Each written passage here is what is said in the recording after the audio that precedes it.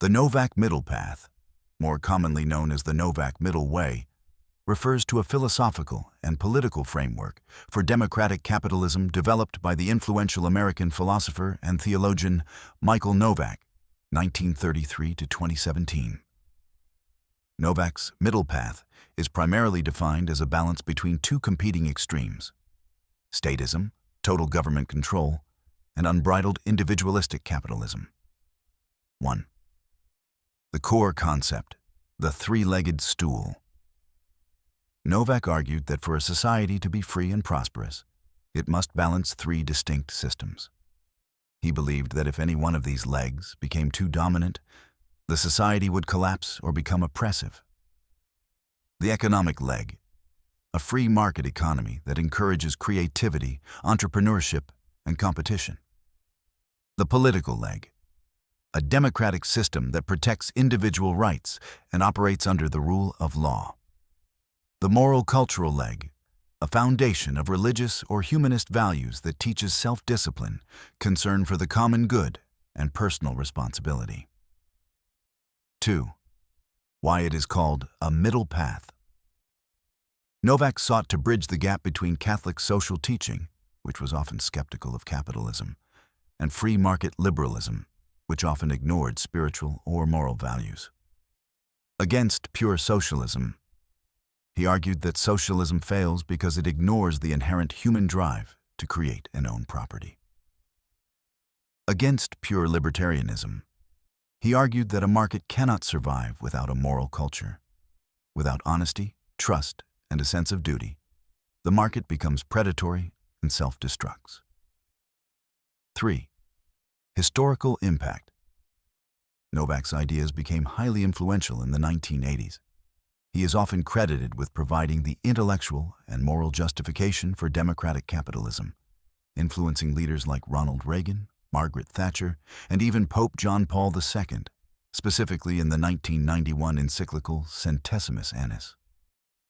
The spirit of democratic capitalism is not the spirit of greed, but the spirit of creativity and cooperative effort. Michael Novak, would you like me to look into how this philosophy influenced specific policies in the 1980s or its relationship to Catholic social thought? That's interesting because there was also a politician in the 90s known for passing controversial legislation by the name of Novak, and they called it the Novak Middle Path. It sounds like you might be thinking of Robert Novak, the famous political columnist and commentator. Or perhaps a specific legislative middle path debate from the 1990s involving a similarly named politician.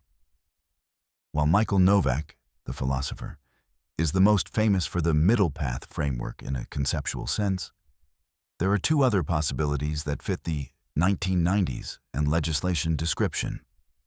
1. Robert Novak and the supply-side path. Robert Novak, 1931 to 2009, was one of the most powerful political journalists in Washington in the 1990s. While he wasn't an elected official, he was so influential that he was often called the 536th member of Congress. The connection. In the 1990s, he was a fierce advocate for what he saw as a middle path between the old-school tax-and-spend Democrats and the tax-hike Republicans. Controversy. He was famously involved in several controversies, most notably the Valerie Plame affair later on. But in the 90s, his middle path was often his push for capital gains tax cuts during the Clinton administration, splitting the difference between conservative ideology and the Democratic president's agenda.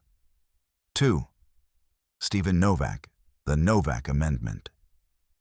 There was also Stephen Novak, a prominent state politician and later judge, who served in the Minnesota Senate during the 1990s.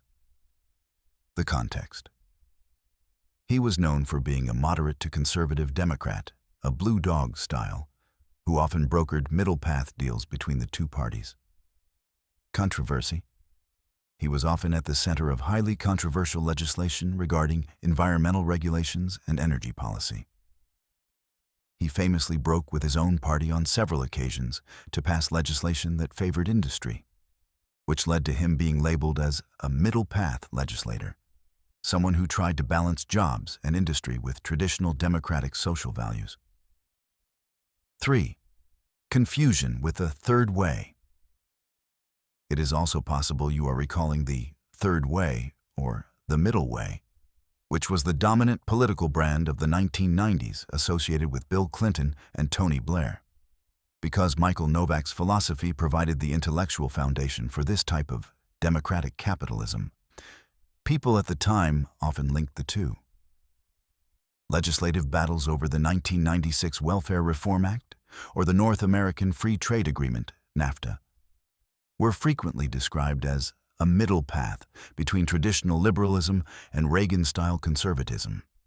Does the name Stephen Novak or the context of Minnesota/environmental law ring a bell?